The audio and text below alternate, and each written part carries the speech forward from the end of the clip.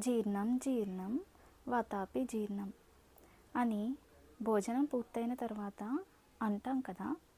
అలా ఎందుకు అంటామో దాని వెనుక ఉన్న కథ ఏంటో మీలో ఎంతమందికి తెలుసు? తెలియకపోతే ఈరోజు తెలుసుకుందాం రండి. పూర్వం దండకారణ్యంలో ఇల్వలుడు, వాతాపి అనే రాక్షస సోదరులు అడవిలోకి వచ్చి పోయే వాళ్ళని మాయమాటలతో పిలిచి ఆరగిస్తూ ఉండేవారు. అతిథి పూజ అని చెప్పి తమ విందుకు రావాల్సినదిగా కోరి రోజు దారిలో ఎదురు వచ్చే వాళ్ళని నమ్మించి మాటలతో తీసుకుని వెళ్ళేవాడు ఇల్వలుడు.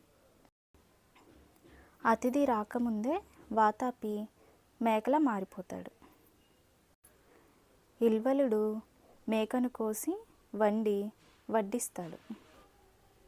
వాతాపి భోజనం చేసిన వారి కడుపు చీల్చుకొని బయటికి వస్తాడు.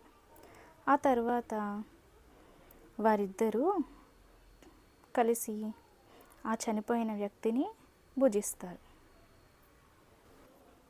అగస్త్య మహర్షికి ఈ విషయం తెలిసి అతిథిలా వెళ్తాడు. ఎప్పటిలానే ఇల్వలుడు వాతాపిని వండి వడ్డిస్తాడు. అగస్త్యుడు భుజించిన తరువాత ఎప్పటి వలె వాతాపి బయటికి రా అంటాడు ఇల్వలుడు.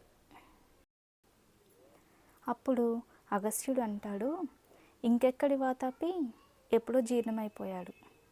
జీర్ణం జీర్ణం వాతాపి జీర్ణం అంటూ పొట్టని రుద్దుకుంటాడు.